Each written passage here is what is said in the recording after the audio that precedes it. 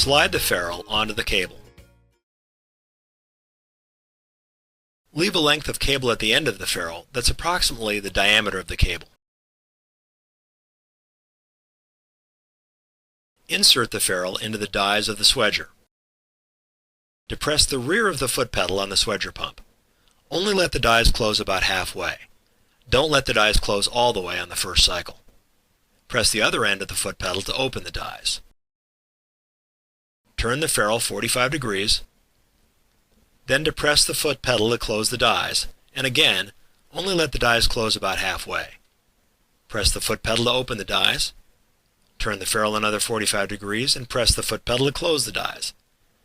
This time let the dies close all the way.